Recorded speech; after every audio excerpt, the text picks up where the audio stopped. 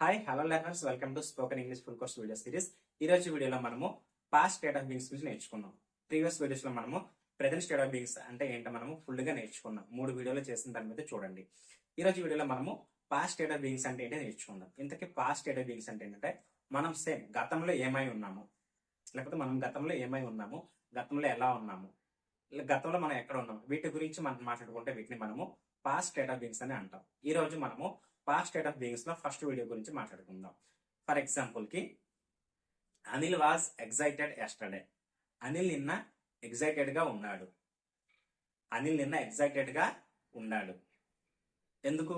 ఏదో ఒక happy moment అయి ఉంటది కాబట్టి ఎగ్జైటెడ్, అప్పుడే కదా ఎగ్జైటెడ్ గా ఉంటారు కాబట్టి అనిల్ వాజ్ ఎగ్జైటెడ్ ఎస్టర్డే అంటే అనిల్ నిన్న ఎగ్జైటెడ్ గా ఉన్నాడు. ఓకే, ఇప్పుడు అనిల్ నిన్న ఎగ్జైటెడ్ గా ఉన్నాడా అంటే ఇది పాస్ట్ స్టేట్ ఆఫ్ బీయింగ్స్ మాట్లాడుతుంది. ఏ విధంగా క్వశ్చన్ వేయాలి? Was Anil excited yesterday, Anil నిన్న ఎగ్జైటెడ్ గా ఉన్నాడా. నెక్స్ట్, అనిల్ నిన్న ఎగ్జైటెడ్ గా లేడు.